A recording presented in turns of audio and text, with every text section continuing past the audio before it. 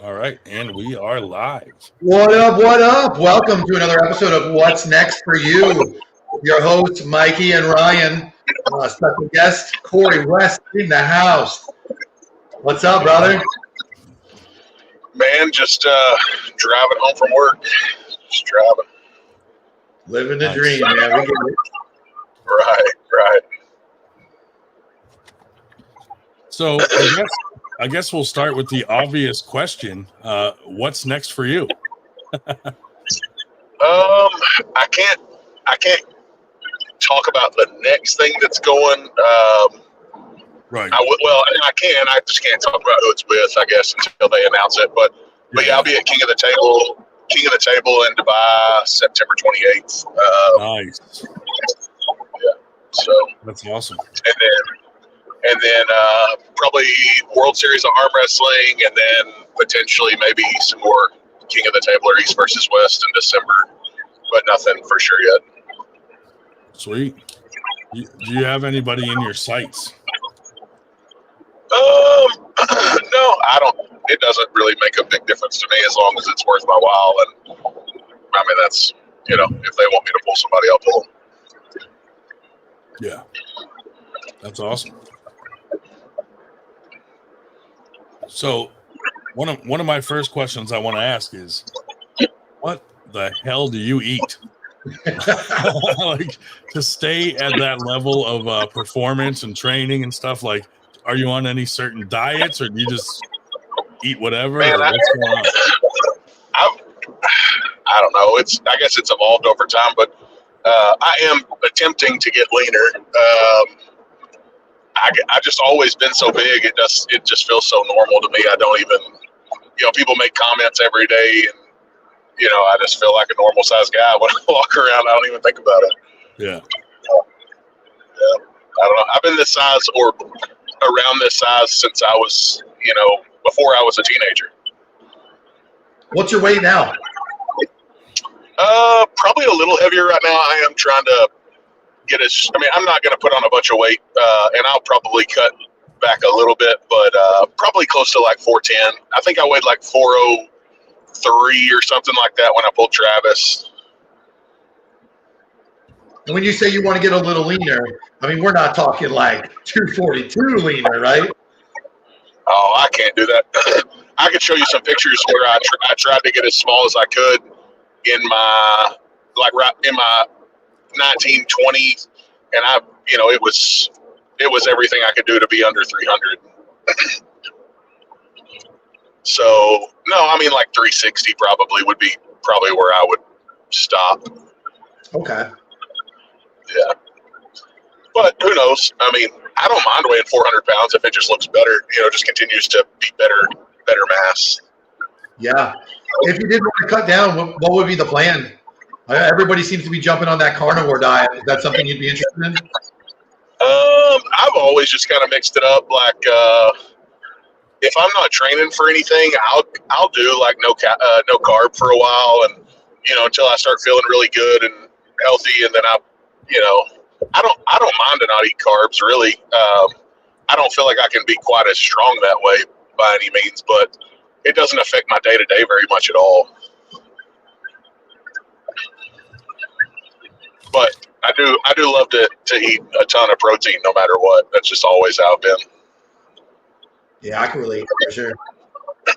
It was never because it was a diet. It was just that was what appealed to me. Like, I don't really like potatoes and stuff like that. Bread doesn't do a whole lot for me. But I'd eat 2 steaks, at a steakhouse instead. Yeah. You ever been to Texas de Brazil? No. Oh man, you know the restaurant, right? Is it like a Mediterranean? Is it the deal where they go around? It's like all you can eat. Yeah, all you can eat steak, all different kinds of steak, chicken, lamb, and they just keep coming out on your plate until you tell them to stop. Yeah, so it's kind of funny. I have been to a place like that, and it was some of the best meat I'd ever had in my life. But I really not great at eating a lot in a setting. Like, Devin and Michael can put me to shame as far as eating like until you hurt. Like I don't eat a lot in a setting, but more than a normal person, but nowhere close to what you would expect, like what they can eat. But Yeah. in a couple hours, I'll be hungry again. Yeah. It's funny. So you're like literally the polar opposite of Sarah, because you wouldn't think she could put away some food, but bro, she'll eat it like it's insane. She could definitely win an eating contest. So it's funny because like Michael, again, we ate sushi last night. Dude, I was almost sick after just one plate of sushi. But I drink a lot of water when I eat. I don't know why, but it's just always what feels right.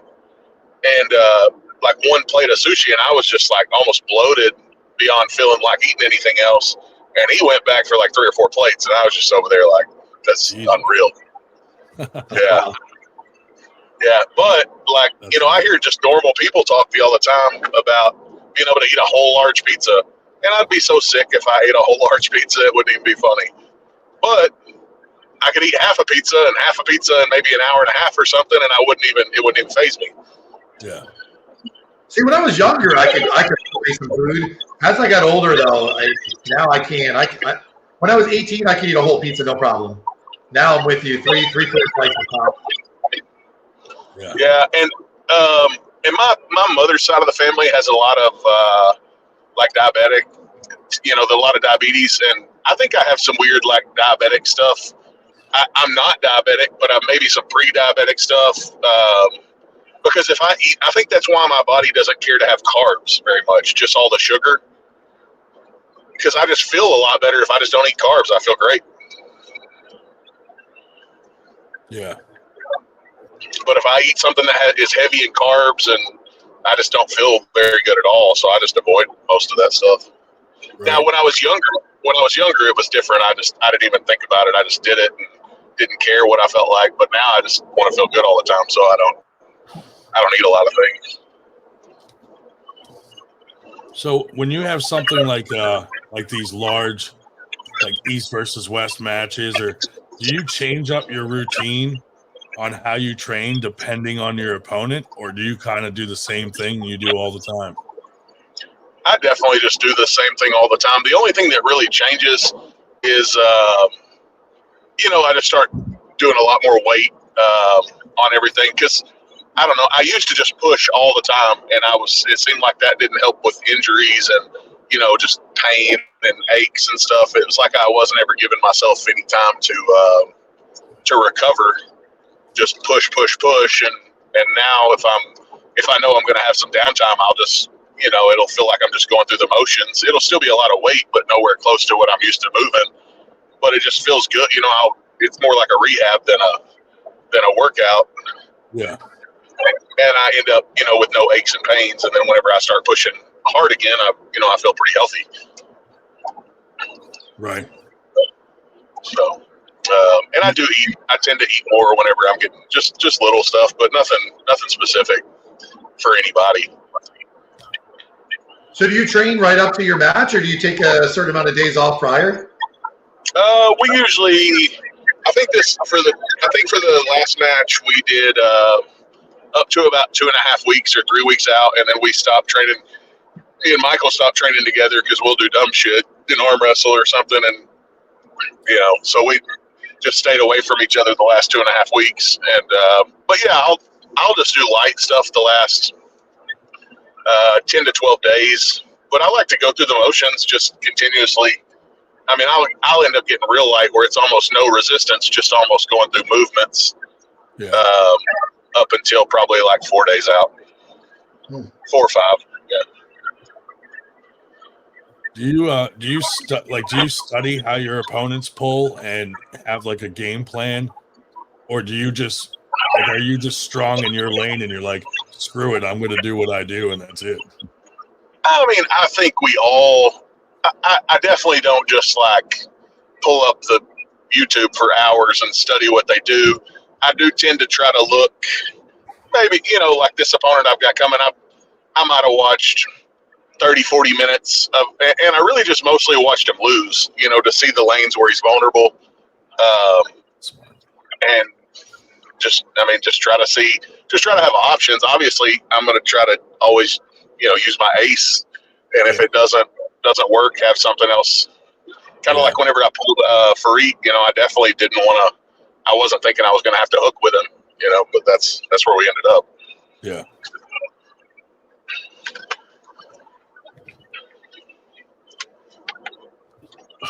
I'm like looking at Mikey like, is it your turn? I'm curious. I like to ask questions that are outside of arm wrestling. So I want you to tell everybody about this badass Camaro. I sold the badass Camaro. Oh, Yeah, it was a cool car. It was definitely very time consuming, very money consuming. It was I've always had race cars or neat stuff, and it was definitely the most extreme, and it got really, really expensive. And yeah, I don't know. I still love it. I still love the cars and the fast stuff.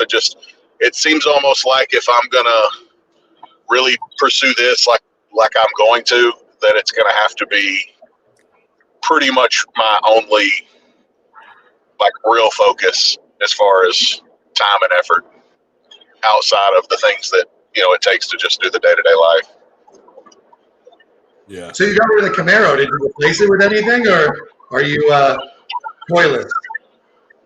No, I bought a really neat little '83 C10 that I'd been trying to buy for a long time.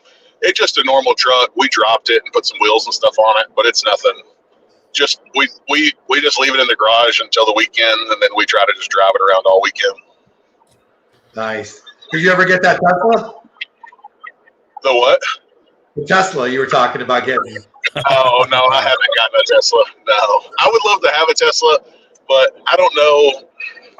I just think I'd ruin the value on it. Like I just drive too much. I would drive it back and forth to work, and I drive about 2.5 hours a day to work and back, and just it wouldn't be a very good financial decision because it'd be worth nothing in like a couple of years. Yeah. But I do think they're cool. I think they're cool.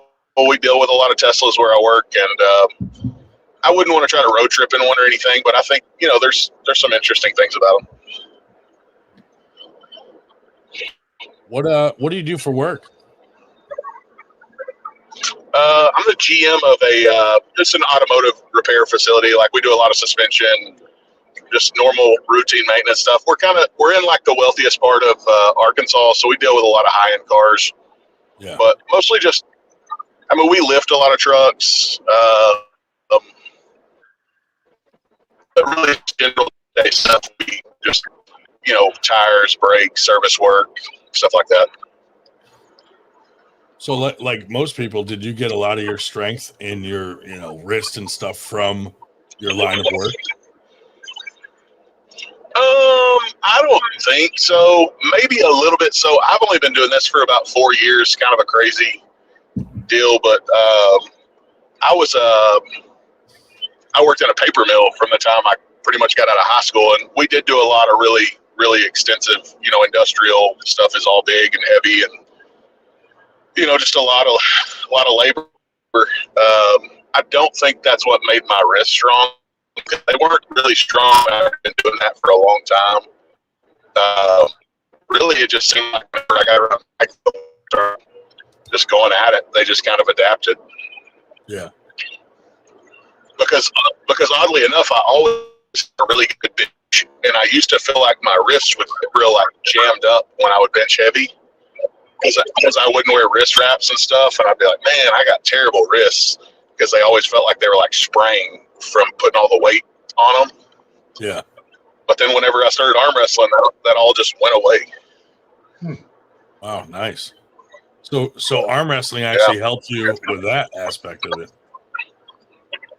That aspect, it does make it. I don't plan on benching real heavy anymore, but the elbows tend to make it a little more difficult. But I was at maybe not exactly the level I'm at now, but a high level, and still benching right around 600 before I tore my pec off. and I really didn't have a bench regimen. I was just a gym guy. Like I wasn't doing anything specific to make it. Boy, that's 600 pounds raw. Yeah. Jesus. Wow. Yeah, and I like the day I tore my pec off, I pulled it out of the rack myself and everything. Like it didn't even feel heavy, but obviously I knew I had a weird feeling, like a weird ache I'd been having. I just didn't listen to it, and it cost me. Wow. How long did it take to recover from that? Man, that happened about 2 weeks out from the Artem Borzov match. It was on my right side. Luckily, I was pulling Artem on the left, but I mean, he killed me. So, I don't know. It wasn't that bad. I benched 500 within 3 months of it tearing off. So, I felt like it was back to pretty good. I never had it repaired. It was just the upper sternal head tore off, and they said it would just be a cosmetic repair because of the way it tore. It would be like sewing like.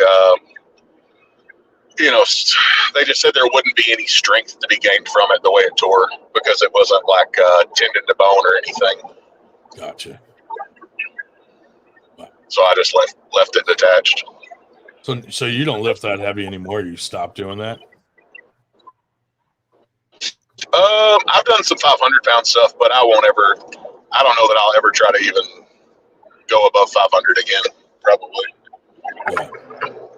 Honestly, I've come to realize like I don't think I need a huge bench. It was something I really enjoyed, and I did think it helped, with like sideways connection, just being able to lock everything so tight and everything be so strong, like lat and pec and everything to my arm. But I'm at a higher level than I was then, and I probably could barely bench 500 right now if I tried. Gotcha. It's still a ton of weight. 500 pounds is still a ton of weight to bench. I can't bench half. I bet. Yeah, I don't know. It's just always something that's been easy for me, so it's a weird deal. You squat deadlift too? I messed with deadlift a little bit, but I really contributed tearing my left bicep off to deadlift because I'd done deadlift like 3 times, and I pulled like 7 or maybe a little over 7 straight bar, and then like 2 weeks later I partially tore my bicep off, and then 2 weeks after that I tore it all the way off. How was the recovery for a bicep tear? It wasn't that terrible. I was out for a while. I had to go down. They had to do like immediate surgery because they said that because of the size of my bicep and the way it was retracting, they were afraid if they didn't get it like right then that it was going to be really hard to get back down to attach. Yeah. So they got in and reattached everything. And then I was out of work and everything for about 3 months, went back to work, but couldn't do any kind of like strength stuff. I think they made me wait like 5 or 6 months, but it came back fast. Muscle memory is an interesting thing. It's I walked into the gym after I hadn't touched anything. In 6 months, I got, he released me, and the next morning I woke up, I was working at the paper mill, and I woke up early and I went before work, and I had to be there at 6:30, so it's like 5 something in the morning, and my left arm was like, had atrophied like 5 inches, so it was like 18 compared to my right being like 23, and I benched 405 after not being able to do anything for 6 months, and I was like, okay, I can live with that, and it all came back fast. Yeah, I didn't actually, so it tore off in like November or something, and I came back, and I guess I competed probably like June or July. As soon as I got released, I competed at a nationals a couple months later, or 4 weeks later or something, and I won it, and I did have some trouble in the class, more than I was used to having, and but I didn't lose any. And then I went I didn't lose another round until I pulled Artem for the #1 spot in Dubai, like 3.5 years later. Wow. Yeah. I actually haven't. I was thinking about this the other day. I haven't been pinned left-handed in North America in like 4 or 5 years. Yeah. So, Yeah. pretty good little run. Yeah, that's And good. the only person I've lost to was Artem for the #1 spot, and then I lost on fouls in a tournament to Cody out in San Diego. Wow. Gotcha. So since you started arm wrestling, do you take anything like specific? Like, you know, some people take like fish oil or collagen. Like, have you started to add anything like that? Any kind of supplements to your training?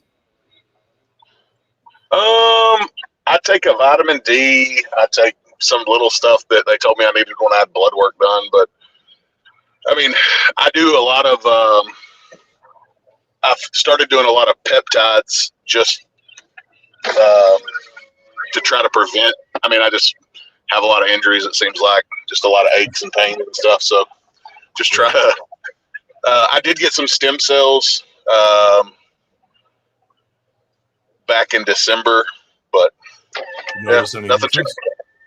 I mean, everything healed up. So I mean, I took stem cells and then I took BPC 157 for probably 3 or 4 months, like two IUs a day, every day for several months at the site, which I think it all just helped, honestly. Just Yeah. Nice. But yeah, it went from not being able to sleep at night for months to, you know, pretty much healing. So something definitely worked. Yeah. I'm gonna have to try some of that stuff. Mm. Have you ever torn anything? Yeah, I actually just had shoulder surgery like 8 weeks ago. I tore my rotator cuff. So Yeah, I bet. I'm gonna try to take some for that. See what happens. Yeah, that's what I had going on was rotator. I've probably partially torn both rotators at least 4 to 6 times between the pair of them. Wow. Just with the heavy bench and the arm wrestling just over the years, and that stems all the way back from when I was in my early 20s, long before I ever arm wrestled. Yeah. Yeah, if I would have just had a partial, I wouldn't have gotten surgery, but one of them was a full tear. So, but man, I do not recommend getting surgery unless you absolutely have to. Well, a lot of times they won't operate on anything that's not a full tear. There's not generally anything they can do about a partial because there's nothing really to. On one of my partials, they just did like a suture, and that's it. And only because they were already in there for the full tear. He said they wouldn't have touched it if they wouldn't have touched it at all if I hadn't had a full tear and they had to go in there anyway. But yeah. So do you take your BPC just to heal injuries, or do you ever take it like as a preventative measure? I haven't taken it as a preventative, but that's what I'm doing now. Like, I don't have any issues right now, but I have matches coming up, and I've had so many shoulder injuries that I'm just going to keep putting it in my shoulders just as a preventative. Yeah, that's what I've done now. Like, the guy that does all my blood work and everything, he's a local doctor, and he used to be like Mr. Arkansas and stuff. And he's in his probably mid to late 40s now, and he was talking about that. He does that and TB 500 just as a preventative. He's still in really, really good shape. So he just said he just doesn't want to get old. So yeah. Nice. Yeah, I highly recommend it for preventative, especially for arm wrestling, man. It's a godsend. yeah, I wish I'd have been doing it more often, honestly. And it was kind of funny because I was telling one of the trainers at the gym I go to that I'm buddies with, I was like, I'm going to do it every other day. He's like, why wouldn't you just do it every day? I was like, I don't know. That's a good question. I guess I'll just do it every day. Yeah, screw it. Yeah. What did you say? Yeah, You it's take not two my CCs? Two two CCs? IU. every day? Yeah, Two IUs, just yeah.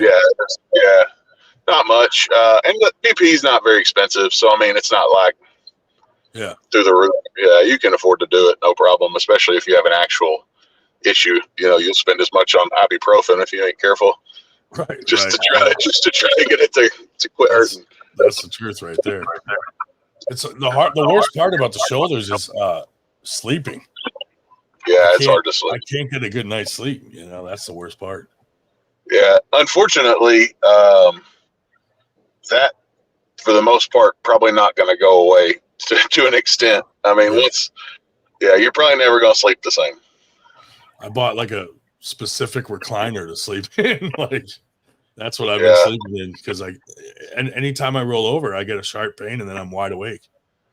So it's a little bit less in the recliner, Yeah, I'm real bad about sleeping on my straight on my side. Like if I lay too far like on towards my stomach or anything, I'll put my arms above my head, and I'll wake up and it'll just be bad. Yeah. I get that. I'm the same way. If I'm on my stomach, my hands go right up, and I'm like sleeping on my arms. Yeah, and if I try to sleep on my back, she'll wake me up because I'll be snoring too loud. So yeah, you got to do it on the side. Yeah, that's funny. Yeah, I've just been trying to sleep in the recliner, but you can't really get a good night's sleep in a recliner either. So the lack of sleep is what sucks the most about it. Yeah, just take some NyQuil. It'll be fun. Yeah, just a NyQuil addiction. Preventative. You don't want to get sick at the same time, Right. That'd be funny. But yeah, well, that's good I'm gonna have to try that BPC 157 because everybody talks about it. I've never tried it, but now that I have a legit serious injury, I'm like, maybe it's time to try it. Yeah, it's pretty obtainable too. You can get it a lot of places. Yeah.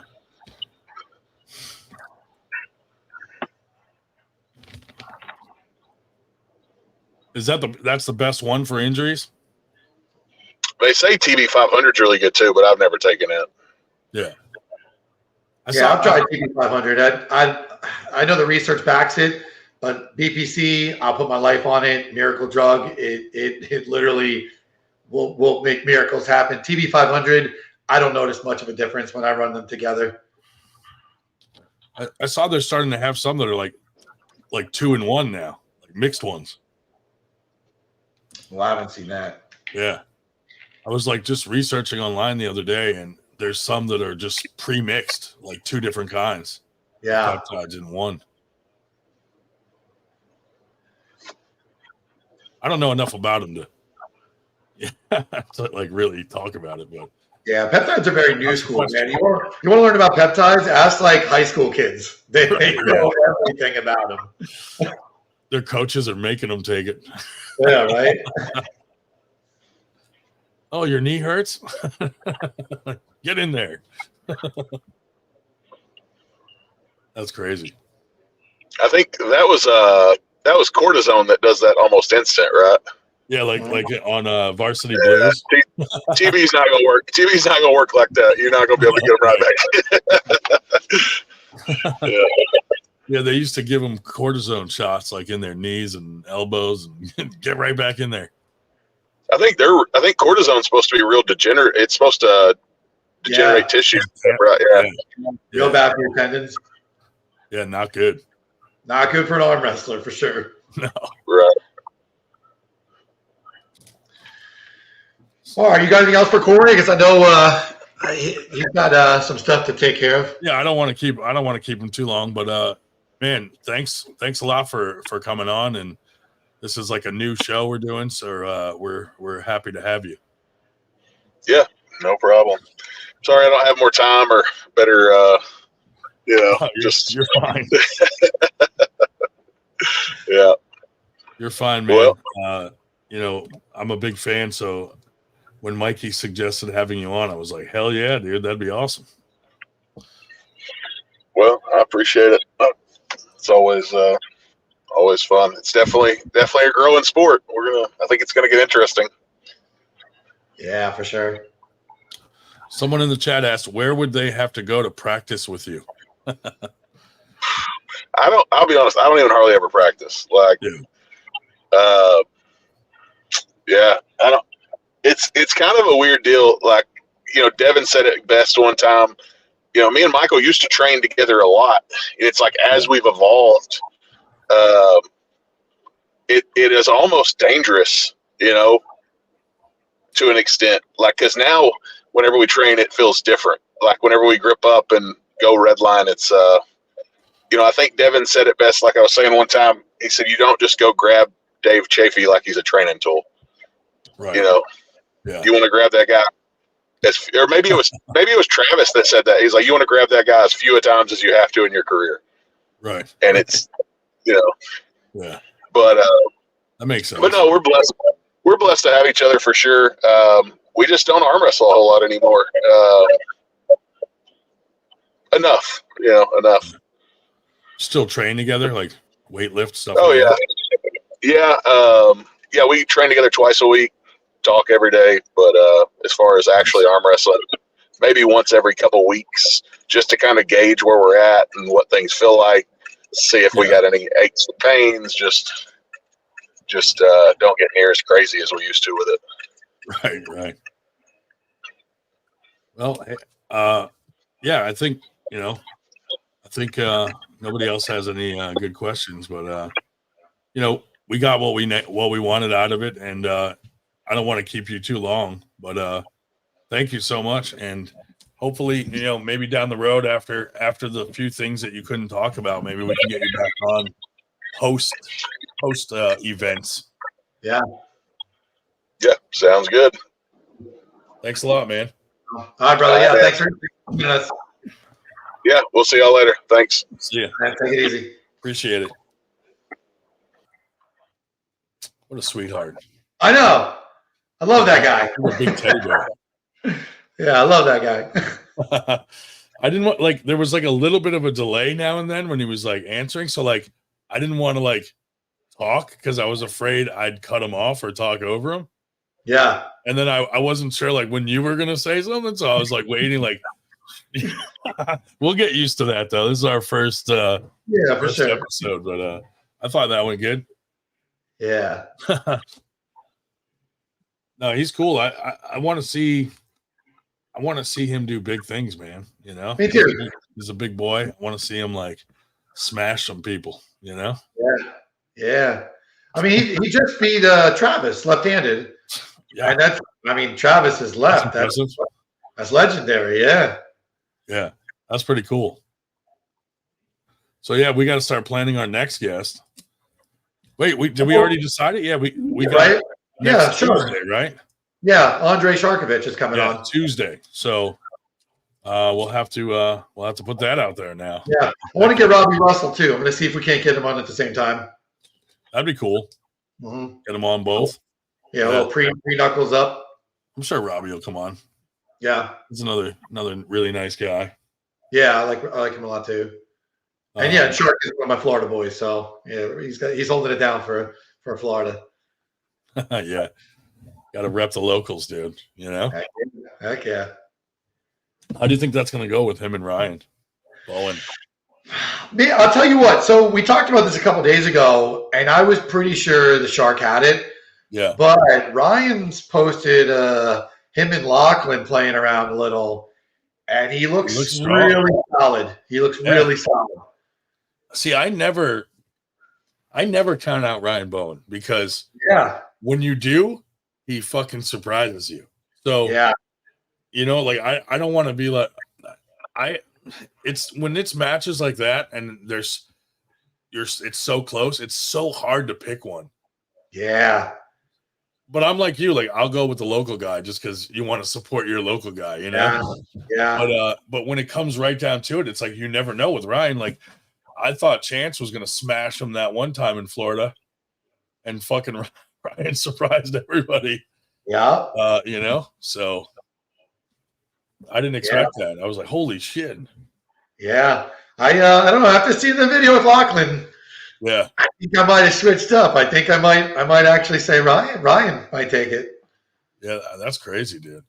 Mm-hmm. I remember when I was down there in Virginia when Lachlan pulled Todd Zilla. And fuck, dude. Todd went right through him, though. Yeah. You know what I mean? Yeah. I didn't expect that either. I thought Lachlan, I thought it was going to be like a war. Mm-hmm. And it was like 6-0. We got a super chat. $1.99 super chat from Lucky. First, what's next for you, super chat? First, what's next for you, super chat? There we go. Thank you so much. Yeah. That's awesome. Nice. Yeah. So we'll be doing this. We didn't really set a schedule of when we're going to do it, but I guess we're going to kind of base it, I guess, on when people can come on. Yeah. Because it's hard to have a schedule because a lot of people, can't make it on when we would want to do it. So since we're a little bit flexible in our schedules, we can kind of base it around the interviewee. I think Shark is Tuesday, right? Tuesday, right? Yeah. 8? Was it 8 or 7? I forget. I'm kind of thinking it was 7. Yeah, I think it was earlier. Yeah, that works. I could pull that off. I like it. I got to double check because I'll put it out there too, and we'll now that this one's done, we'll blast out the next one. Sure. I got that tournament coming up, so I've been blasting that out there. Yeah, that's our Arnold's qualifier coming up. So that's the 7th, right? September 7th. Yeah. Dude, you know what sucks about that? So I booked that venue, and like 3 weeks after booking it, the guy says, "Hey, we got a band coming that night, so like we kind of need you off the stage early." And I was like, "Fuck!" So like, I cut out some of our normal weight classes, and like, I fucking cut it down smaller, and I started it an hour early because I'm like, dude, we gotta be done by 5. We gotta be off the stage. So I was nervous, and then he calls me like 2 days ago and goes, "Oh, they canceled. You can be there all night." And I'm like, "Fuck," because I was like purposely not promoting it that much because I'm like, I don't want it to be big. Yeah. I want it to be small. So I kind of like let it fly under the radar, and I was promoting like other people's events more. And now I'm like, oh fuck, now we can have a big turnout, but it's kind of close now. So I'm like, all right, I'll blast it out there a little bit and see what happens. But if it's smaller, I'm not that concerned because we're trying to make it be like a smaller one, Yeah. It sucks when like I wish people would, like if he would have said that in the beginning, I may not have had it there, Yeah. I had it somewhere else where I don't have to cut it short. But yeah, when's your next Arnold's qualifier? So, well, I got this weekend. I got Puerto Rico. We'll be down there. August 31st. I might actually pull that tournament too. Yeah, I saw you mention that. That would be cool. Yeah. I might pull that tournament. I want one of those medals for my collection. They are cool, yeah. Yeah, I'd rather earn it than just have it. Now, you didn't compete at the Sarah Bachman. Did you keep a medal though? Well, so I did. Yeah, we kept one of each, a silver, Nice. gold, and bronze, just for memorabilia. Yeah, we do the same thing. Like we save certain runs of shirts that we like because we're thinking like down the road we could frame them and put them up if we have like a headquarters or an office or something. Yeah. Stuff like that. And then September 7th. So the same as yours. FAL is hosting a tournament at the Fit Games, and we're a sponsor of them, so we'll have a booth there. And I don't think I'll jump into that one, but I'll be there at least. Now, since you did the brackets at the Sarah Bachman and you know who was there, how do you think you would have placed that day? Ooh, who was in the 20? I think it would have done pretty well, to be honest with you. Yeah. My right's coming along really well. My left actually has progressed a lot too, from like a complete wet noodle to like a solid tree branch now. Yeah. I feel like in certain exercises, my left feels stronger sometimes. Same. But it's not as connected. Absolutely. On the table, I feel like fucking absolutely. Like I just feel like I can just hold on strong and that's it. And then I get pinned. But with my right, I feel like it's more technical. Oh, 100%. Yeah, 100%. And a lot of people are like that. Like one arm's more technical, you know. And the other one's kind of, you know, a lot of people have that same, whether it's the left or right, you know, it varies. But like when I first started, I had never really arm wrestled lefty at all. It was always righty. Yeah. You know, I was like, who the hell arm wrestles with their fucking weak hand? You know? Yeah. I felt the same way too. Like I didn't even have much desire. But I think a lot of it has to do with like when you're not good at something, you don't usually like to do it, you know? Yeah. I mean, I still train it the same as my right. Like if I'm doing wrist curls, I do both. Yeah. If I'm at practice, I definitely pull more with my right than my left, though. Okay. I should probably even that out. But really, I just like I'll go against someone much stronger with me and just try to hold on with my left to get a good, just try to get a good pump, and that's about it. So usually, like if I beat somebody aggressively with my right, I'll donate my left as tribute. You're like, off of the blow. Here, you can destroy me now. Yeah. Call it even. Your turn. That's why like when arm wrestlers, when they match up a super match, like with a guy who's dominant righty against a guy who's dominant lefty, they always pull both arms to make it kind of like evenly, you know. I always thought that was weird. Like if someone's more dominant right and the other guy is left, to not do both is weird to me. Yeah. You know, it's like, all right, I'm probably gonna win because I'm dominantly in that hand. Like, let me give you your left, you know, like something like that. Kind of like a fair trade. I always like the idea of doing like a super match where it's literally both hands alternating. Yeah. I always thought that'd be a cool idea. Like, you know, one round right, one left, and keep going. Yeah, and you flip a coin for which hand you start with. Same as, you know, who gets the buckle first type thing. Yeah. You know? Dude, we were thinking about doing this. So have like 5 guys versus 5 guys, but you can tag people in. Ooh. So say I get a foul, and every time the ref stops the match, I could tag in someone's either stronger than me or weaker. Okay. And it would be like strategic. That's cool. That's cool. Like, I thought it would be cool to do a live feed of something like that, just for fun, like just like a fun thing at maybe a practice or something. Yeah, yeah. Kind of like tag team wrestling, you know. Mm-hmm.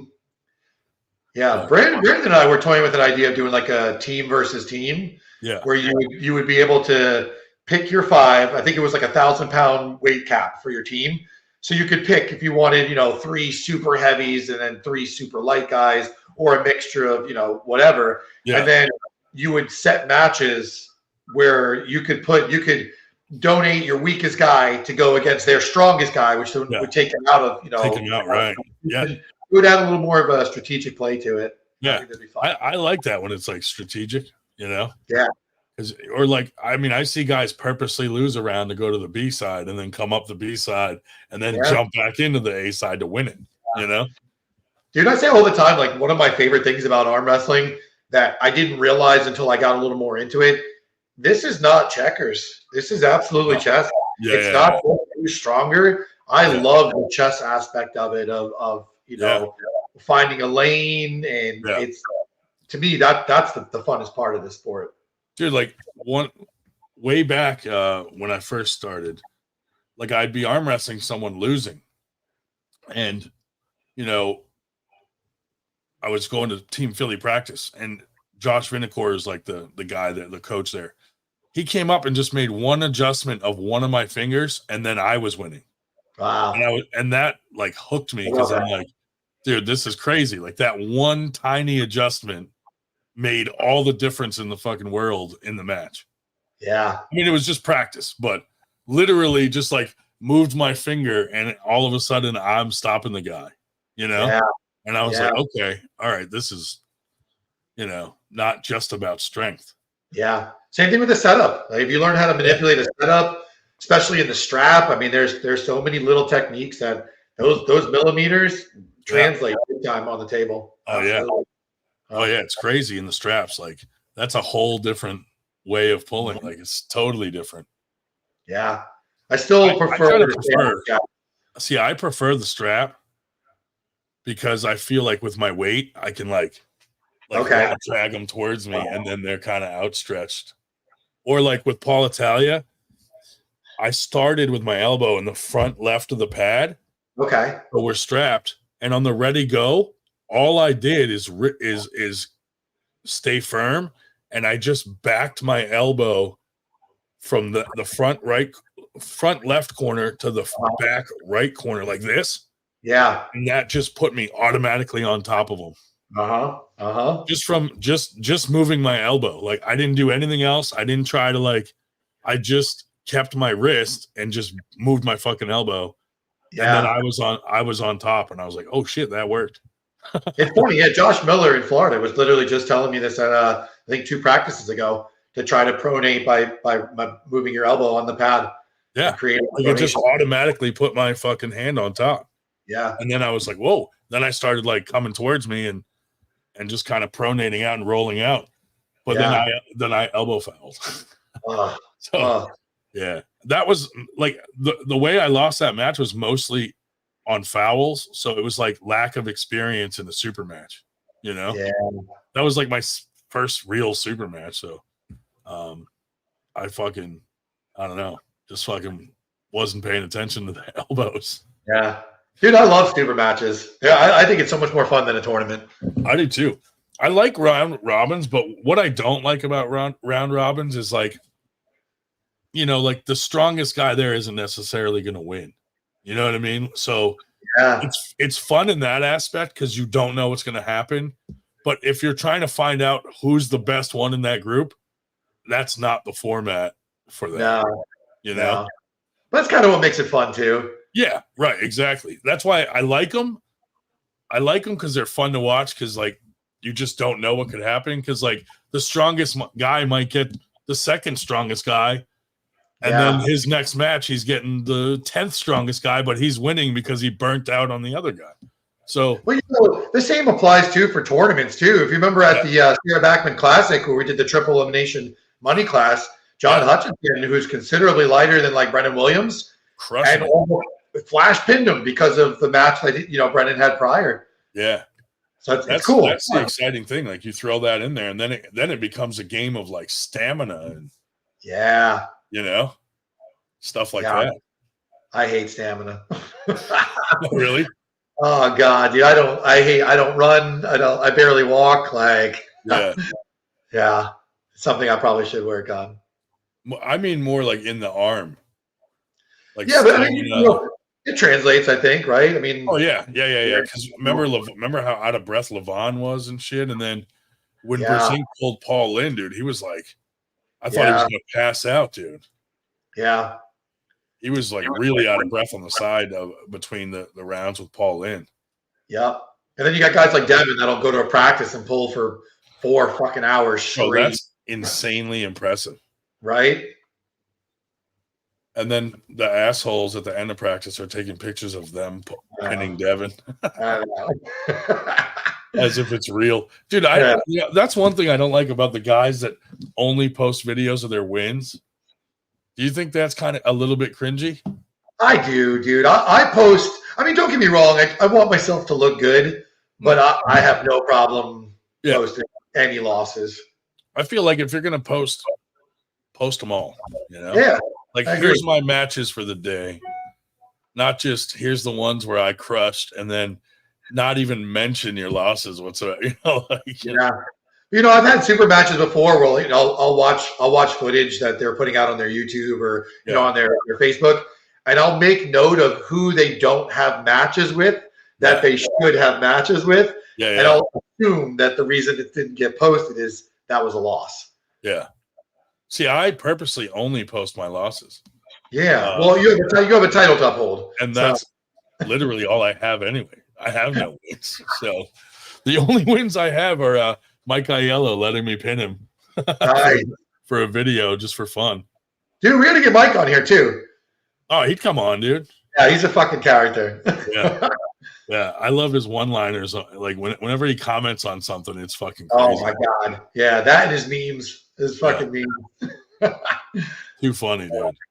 Yeah. I thought it was interesting when Corey said that when he's watching video, he watches their losses more so than their wins. Makes sense, though. Yeah. That was really interesting. And Yeah. when he said it, I was like, oh, you know what? That makes more sense than watching the wins. Absolutely. You know? But that's why I asked him about, you know, what if he trains different or watches that stuff, because there's some guys that are just so good in their lane that they're not going to even do anything else but that the whole fucking time. So they probably don't have to watch. They just know I'm doing this and I don't give a fuck what that guy's doing. Yeah. You know? See, I purposely do the opposite, man. I have my strengths and at practice, I love putting myself in my weak spots and trying to get that, you know, up also. I want to be as well-rounded as possible. Yeah. Are there any guys down there in Florida that you are like that you could match yourself up to that like, oh, I'm like right there with this guy? Or yeah, there's a few. When we did the round robin, I had a couple of close matches that I wouldn't mind, you know, doing some rematches. But also, like you said, when a round robin, it's hard to say, you know, should I have lost harder because of the round robin, or, you know, or was it a close match? So yeah, same with practice. Like people think just because they can slow pin you, that's much different than a ready go. Also, I mean, my ready goes are garbage, so I can't. I can't speak there. But what I can say is, at a practice, I deteriorate so freaking fast, man. Really? Even like 30 minutes in, I'm probably already at like 80% by the time I'm like 30 minutes in, and it just. Do you goes do down. any like high rep, low weight stuff? So that's like for arm wrestling specific. You're talking about? Yeah. I mean, that's my background, dude. It's always been high volume stuff. So it's really hard for me transitioning into these like sets of 3 or 6. Yeah. It feels so unnatural for me.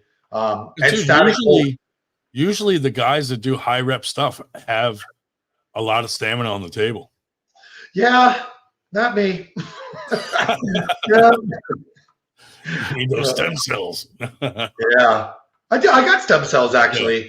Yeah. I had a torn labrum, and I never got another MRI to see if it actually healed, but it does not bother me at all anymore. Nothing? Wow. Yeah. Full tear or partial or? Partial. It was, you know, the labrum, the tissue that goes around the socket. Yeah. It was. I mean, it was fully torn where it was torn. But it was like maybe 1.5 inches long. And stem cells. And I actually took the full month off, rested, and between that and BPC, it's super solid now. I have no issue. Yeah. Do I have any does Grondin have any matches coming up? No, I do not. Not until my shoulder is like back to, you know, I'm still just like a couple months out from surgery, you know? Yeah. Once I mean, I'm still like practicing and stuff and working out, but as soon as someone goes sideways or I try to go sideways, it's like it goes right to my shoulder, and I'm like, I can't do that yet. Yeah. But still trying to stay somewhat in the loop, training and practicing and stuff. But can only do so much. Yeah. So I mean, as long as you stay away from side pressure, you're fine. Yeah. So like you can work like back pressure, pronation. Yeah. All that's fine. If I can even do like preacher curls as long as my elbow's dug into it. It's not touching my shoulder. Yeah. But if I try to curl standing up, once I get fatigued in my shoulder, it starts to like crackle and pop, and I'm like, because it's fatigued. And I'm like, okay, that's not good. Yeah. So as long as my shoulder doesn't get fatigued, I'm okay. So like having my elbow on something, then I can sit there all day, or I have like a half table in front of my pulley machine. So if I dig into that, I can do like back pressure stuff, pronation stuff, as long as I'm keeping my elbow being in the pad is protecting my shoulder from taking weight. I know exactly that feeling. Yeah. So that's helpful. But when I'm arm wrestling, I do the same thing. I just dig my elbow in and then I don't let it get to my shoulder. Yeah. But like I said, if I try to go sideways to pin someone or someone tries to hit me, I just kind of let them pin me. Mm-hmm. I don't, I'm not trying to like resist it. But we'll see. I'll do some of that BP 157 stuff. See how that works, dude. I'm telling you, that stuff's a godsend. And like I was telling Corey too, like for a preventative, It's so great for an arm wrestler, man. I want to say probably about 4 months into like really hitting it hard, I was dealing with that toothache in my elbow like crazy. I could barely do any side pressure. And from running the BPC now only being, what are we, maybe 8 months in, I can bang with the best of them, and I have no issues with my elbows anymore now. I bought a mix of it's powdered walrus tusk and dolphin semen, and they mix it, and I've just been drinking it, dude. And I'm telling you, I feel strong as a bull. Sounds expensive. Yeah, you have to actually milk it yourself. So stop. On that note, no, but yeah, dude. Do you take anything like are you taking like fish oil for the joints or collagen or anything? I do. I both of those. The collagen is really more for I would say more for aesthetics. The fish oil, I take that religiously. I take fish oil. BPC is constant too. That I'm always on that as well. You don't take as did you see that video of Chance taking like fucking 2 handfuls of fish oil pills? And I'm like, what the fuck, dude? That's insane. That's too much, dude. Like, god damn, dude, he probably smells like a fish market. Yeah. As if you get a good brand of fish oil, though, it's not bad. I don't deal with the fish burps at all with the brand I'm on now. Yeah. I started taking collagen, and I just put it in my protein shake. Yeah. Like when I make a protein shake, like I have, my whatever protein I like, and I throw in the collagen, and I throw in some creatine, and I have L-arginine or something like that I'll throw in too. Yeah. That promotes healing and stuff. And then I'll drink that. And then I got this new stuff that's like it's like beet juice with like NOS in it, like nitric oxide or whatever. Okay. And once in a while I'll drink some of that, and that actually has lowered my blood pressure. Oh, nice. So instead of taking like a blood pressure pill, I drink that, dude, and my blood pressure has been normal since. Oh, wow. Yeah. I think my doctor wanted me on a blood pressure medication, and I was like, let me try this first. And I started drinking that. I've only been drinking it once a week. Oh, wow. Like 1 cup of it a week with water, and it just tastes like fruit juice. And my blood, he's like, oh, you don't need to go on anything now. And I said, this is what I've been taking. Yeah, I might have to look into that. Yeah. I've been on blood pressure meds for a long time. Oh, really? Yeah. Yeah, that, and I take apple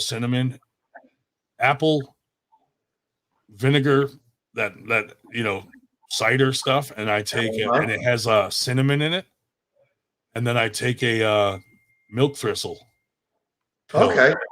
Yeah, and I actually dropped like 10 pounds since I started that milk thistle. You sure was that and not the apple cider vinegar? Because I've heard that's a really. It could be both, but like it's making me go to the bathroom more. Nice. Yeah, I'm like, fiber or something. I don't know, but I feel 100 times better on that stuff, like gut health kind of thing. Yes. Yeah. So we'll see. I got to cut weight, dude, to be competitive. Like, if I were a pro, I'd have to go against guys like fucking Mike Aiello or fucking these monsters. You know what I mean? Like, yeah. I mean, if you could pick like an ideal category to compete in, where would you want to be? I don't know, because when you do get down, there's fucking monsters down there too. You got like fucking Hunter Knopfs and guys like that down low, and then you start getting higher, and then you're like, oh, I'm running into fucking Paul Lynn or Robbie Russell or fucking, there's not really a good weight class where you're like, all right, there's no one in this weight class. Luckily, I'm still an amateur, so I don't really run into that fucking problem. You're still getting smoked by the amateurs. What about outside of the table? What would your preferred weight to walk around at be? Well, when I met my wife, I was like 190. Okay. So I mean, significant. That was half of me. Yeah. No, but I'd love to get back down to that, but I don't see that happening. So I'd love to just be down around like 230, 220. Yeah. But we'll see. Got to put in the work. Apple cider vinegar.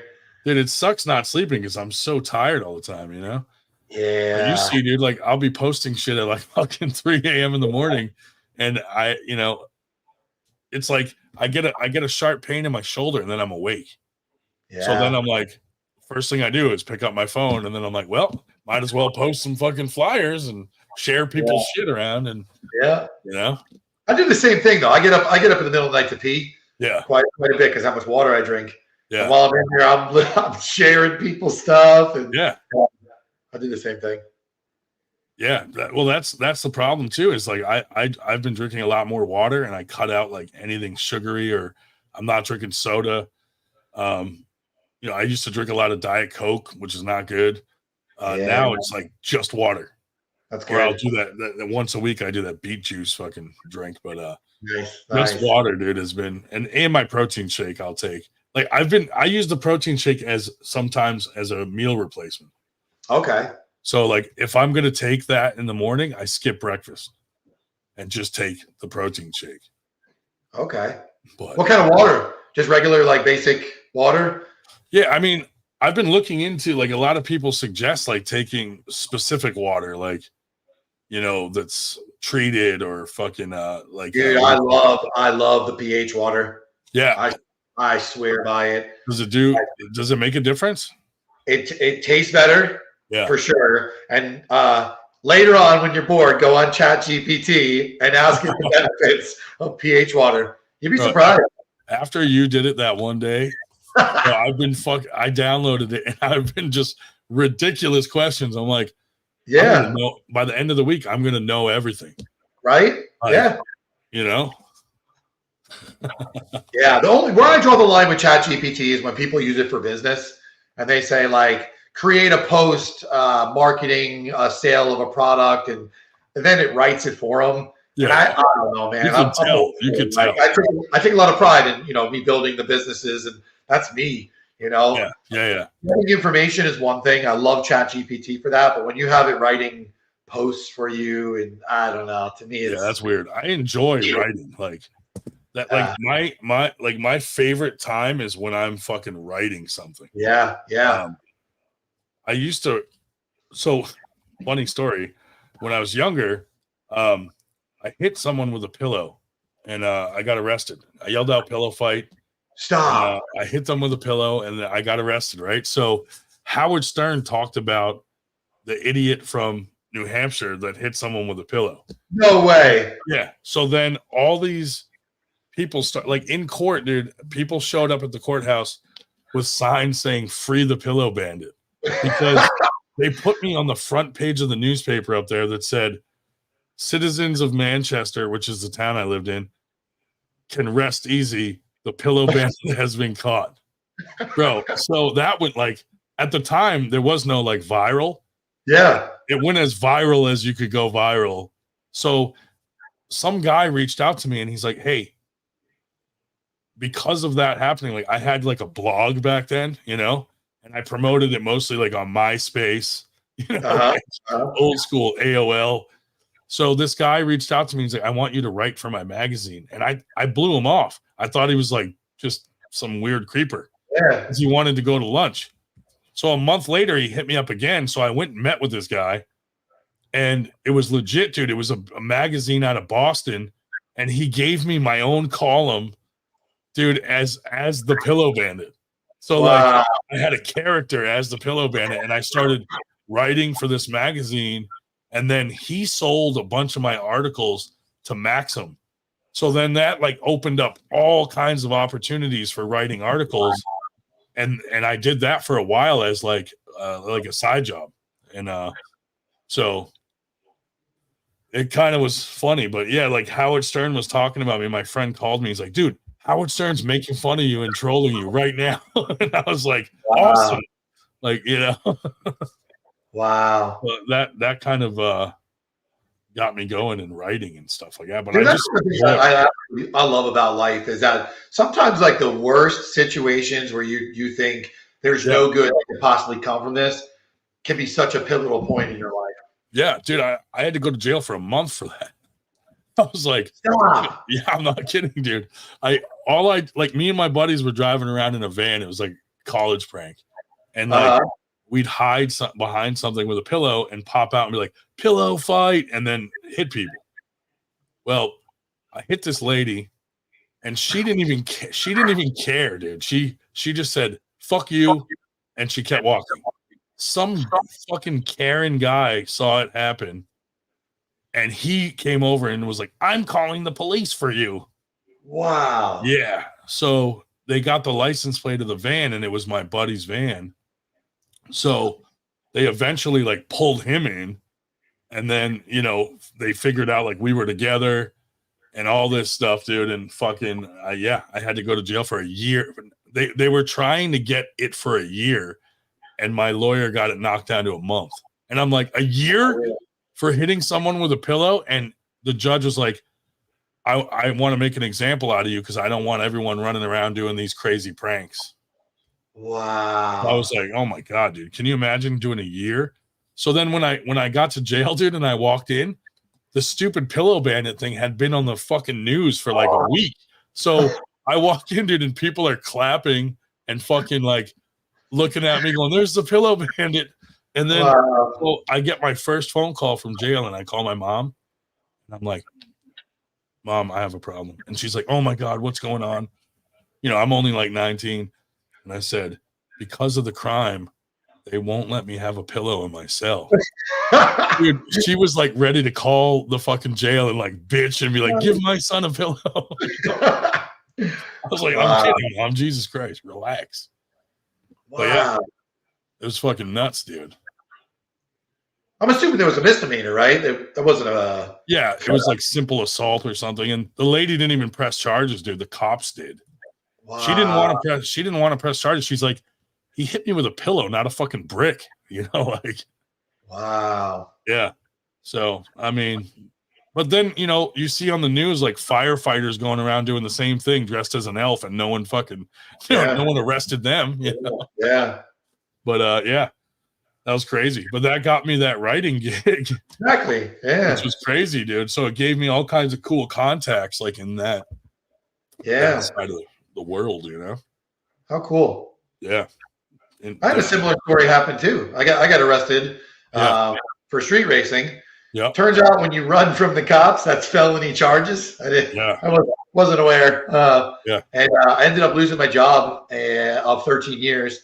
And I remember sitting in that jail cell thinking like, man, I'm going to lose my concealed carry, like all these bad thoughts. And the crazy thing is I ended up losing my job because of it, but it forced me to go full force into my business, into my gyms.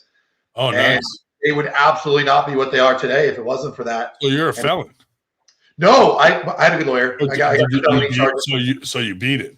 Yeah, but I'll tell you what, man, I was in felony court, and I'm sitting there like in my head, I'm thinking a glorified speeding is what I'm in here for, right? Yeah. And I'm watching guys literally go in front of the judge and get sentenced to like 20 years for murder.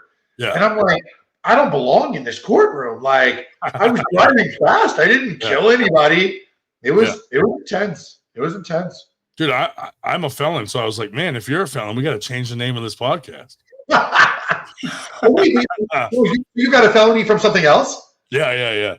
Oh shit. Yeah, dude. So because of the pillow bandit thing, I was on probation, and so my brother wanted to throw a hotel party. So you know, he's like, yo, let me put it on your credit card. I was like, all right, you know, I was like 20 now.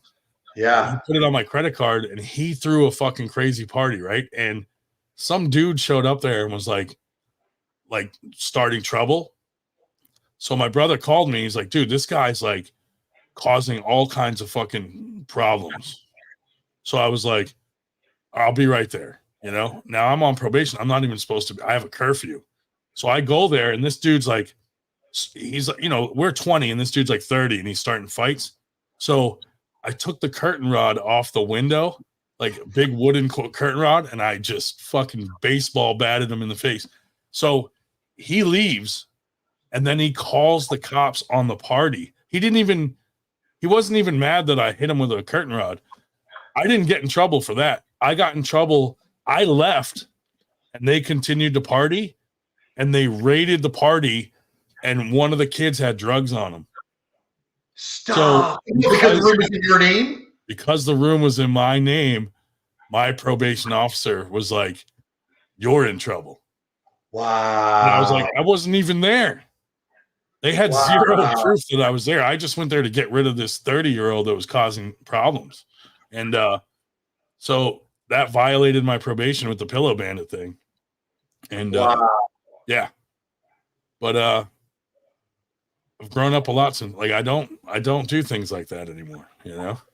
Wait, so the felony was because you were on probation? That's why it escalated things? Yeah. Wow. Dude, so they sent me to a 3-month prison boot camp program where it was like, you know, like brutal, like you're waking up in the fucking morning and they're making you carry like fucking logs around and like dumb shit.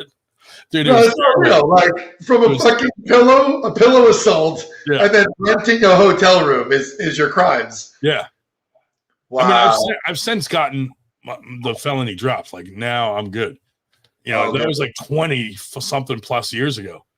So, but dude, so when I was in there, this is kind of funny. When I was in there for the Pillow Bandit thing, I knew I was getting out.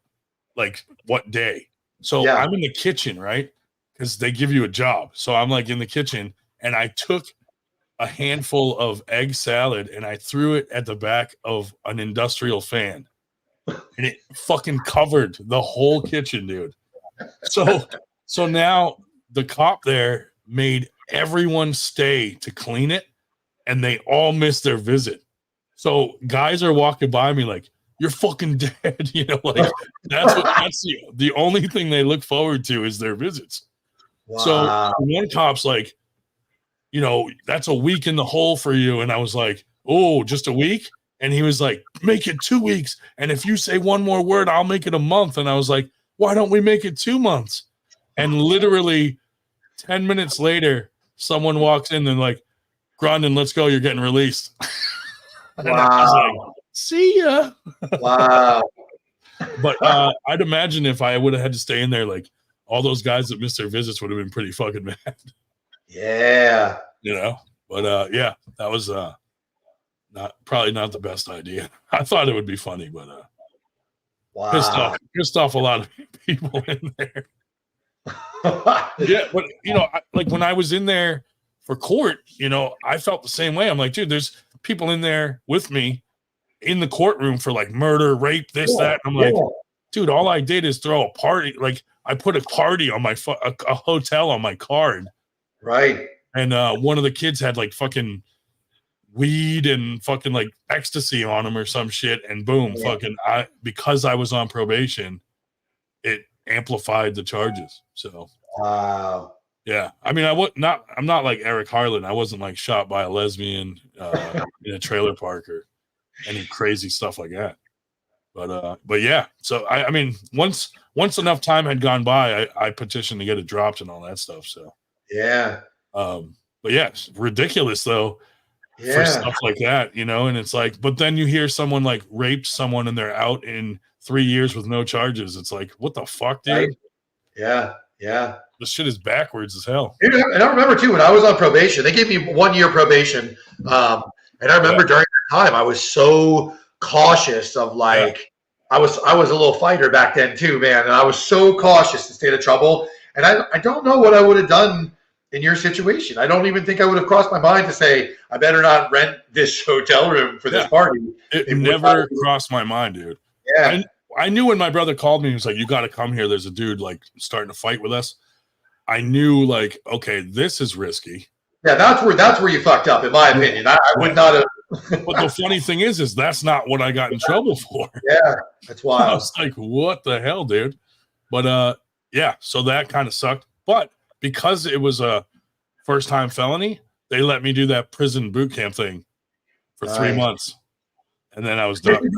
You didn't get jail time the second time? No, I just did that 3-month prison boot camps program. Nice. So it was like military. Oh shit! Italia's calling me. He's probably saying, "Get the fuck off your podcast because I'm going live now." Let's see what he says. Yeah. Hey Paul, You're on speakerphone. I assume you want me and Mikey to get the fuck off the internet. Oh wow, I didn't realize you guys were on. My bad, dude. No. I just wanted to make sure we're started. When are we starting our show? Is it this Sunday or? Yeah. Now, listen, you're on live with us right now, so careful what you say. Okay, what's up, everybody? How's everybody doing? What's up, Paul? They said. Yeah, me and Mikey just did our thing with Corey West. Nice. Yeah, my bad, dude. I've been just preparing for my show tonight and all. But we're about to start in like 15 minutes. So tell everybody to pop on over when we'll do on your show. Yeah, I'll talk to you after. It depends on the guests if they're ready to go Sunday. Okay. So all I'm right. going to announce it tonight. I'm just going to let everybody know that we plan on going this Sunday. Well, you kind of just told everyone. Just kidding. Unfiltered vibes. Check it out, everybody. It's going to be lit. I promise you that. Nice. All right, I'll talk to you after. See ya. Well, since he let the cat out of the bag, so Sundays we're going to be doing Unfiltered Vibes, which is really going to be predominantly a non-arm wrestling podcast. It's cool. I love it. I mean, we got some like strippers lined up, some ex-sex workers. We got some political weirdos, like from both extremes of each side. We got some flat earthers lined up, dude. And we're just going to pick their brains, our style. You know what I mean? Hey, hopefully you'll hop on, dude. Anybody's welcome to hop on and I love it. Play around with us with these weirdos. I love it. The weirder, the better. It's going to kind of be like a Joe Rogan vibe. Like we could have anybody on, Cool. So that's what we're going to be doing Sunday nights. I don't know if it'll be every Sunday yet. We haven't really decided. Just like this one. I don't know how often we're going to do this one. I guess it depends on guests. But I'm still addicted to doing podcasts, and you're just getting into it, dude. So it's like, I have a feeling we'll be on as often as we fucking can. Yeah. It is so addicting to be on podcasts. It's fun. But I figured we started at 8, and I know Corey can only stay on for a little bit. So I was like, we might as well talk at least to fill out the hour. Yeah, it's funny, too, because like the first 30 minutes were mostly arm wrestling. Yeah. And then turned very quickly to felony stories. I know. Oops. Save that for FTG Friday nights. Yeah, exactly. But yeah, I mean, you know what though? Now people are getting to know us that are maybe new to the show, or our criminal history is out there being aired. Now people are like, these guys, don't trust them, dude. I love it. You know what though? I haven't had any charges since, other than like driving stuff. Yeah. Ticket here or there, but I haven't. That made me just say, okay, it's not worth your freedom to just fucking do stupid things. And I learned real quick, like, don't trust your own brother who gets in trouble all the time. There you go. So for me, I learned to just get a faster car. Yeah. So they can't catch you. Did you continue doing that? No, that was kind of what got me out of the race scene. I had a similar story to Corey. I had a Honda that was stupid fast, way fast. Hatchback or Civic? No, it was brand new at the time, 2014. Yeah, and it was actually the first 9th gen to make over 600 horse. So like it was fun. Yeah, it was fun. Was it a Honda? Was it like a Honda Civic or hatchback? Civic, yeah. Civic, yeah. Yeah, I had a bunch of friends that were super into Civics. And then, like, my other friends were like, fuck that Volkswagen. Okay. You know what I mean? It was like a battle between the two. Nice. Yeah.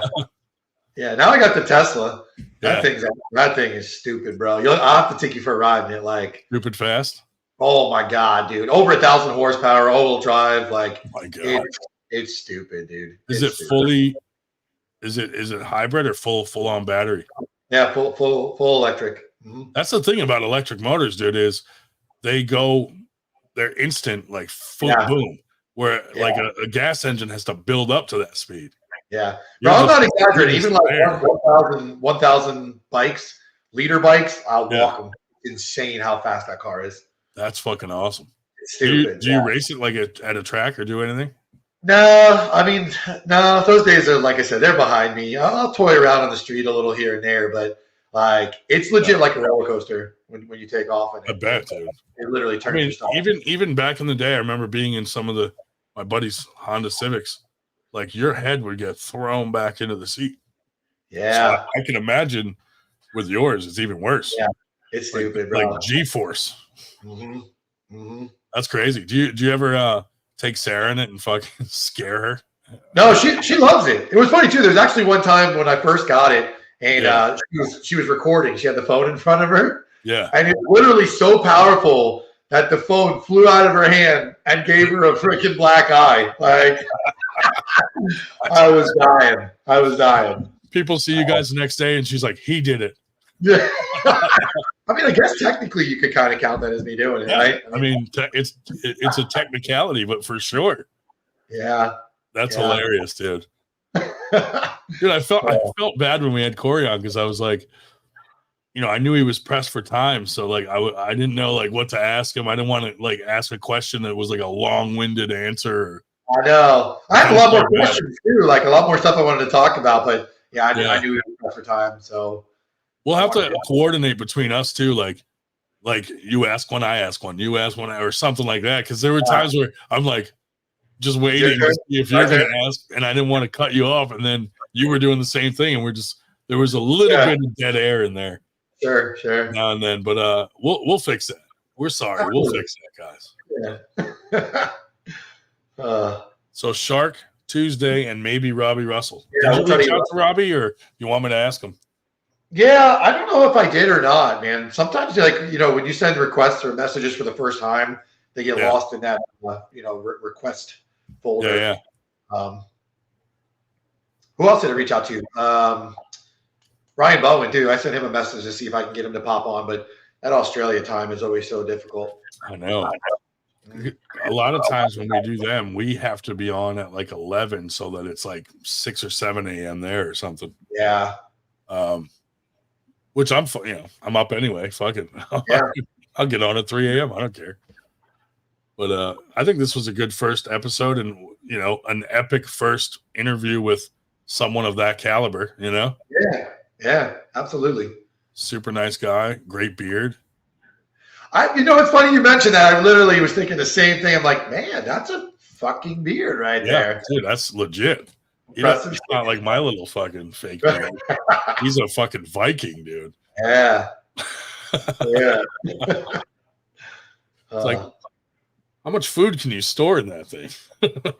Crazy too that he doesn't eat a lot of food. You would think, like, yeah, I would have thought like you can pack it in.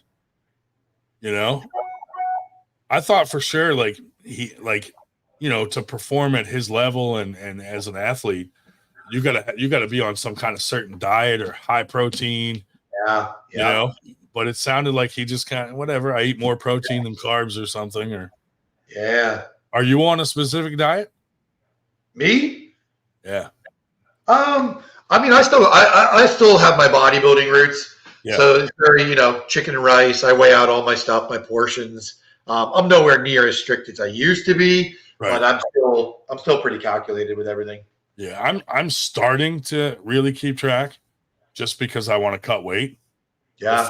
Before that, I didn't really, cheesesteak, sure. I didn't really give a shit. But now, in order to be more competitive and just be healthier.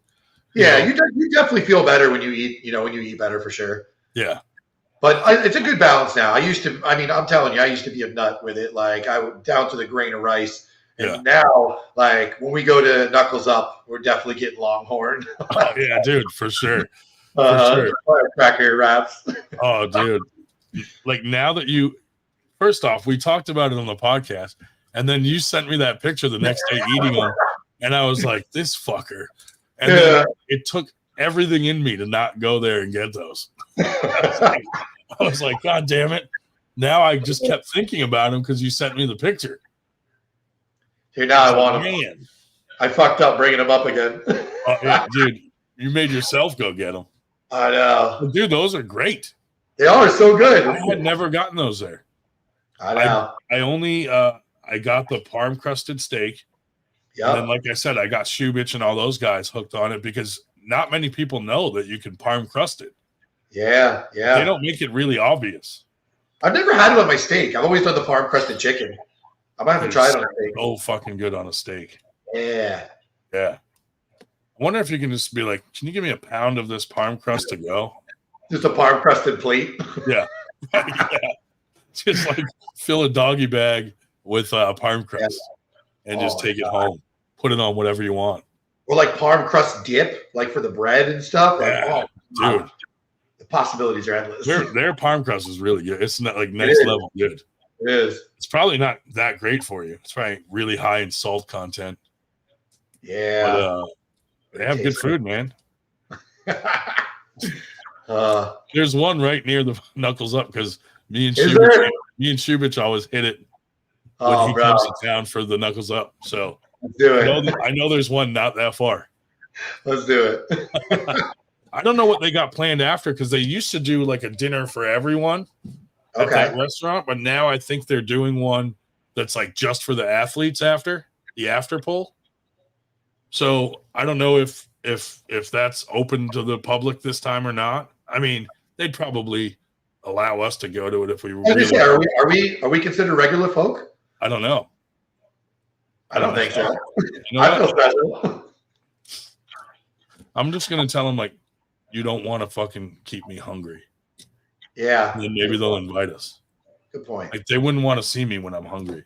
Well, we are official high five promoters. So Yeah, yeah. here's that. We do promote the hell out of them, dude. Yep. You know. But yeah, I'll find out if not, we'll just go to fucking Longhorns with the crew. Yeah. I'm good with the plan B too. Yeah, that'll be Plan B. We'll see what I happens. love it.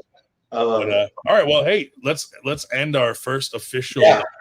episode, and we'll start planning the other one. I'll shoot a message over to Robbie too, just to see Okay. if he responds, and then we'll shoot for Tuesday.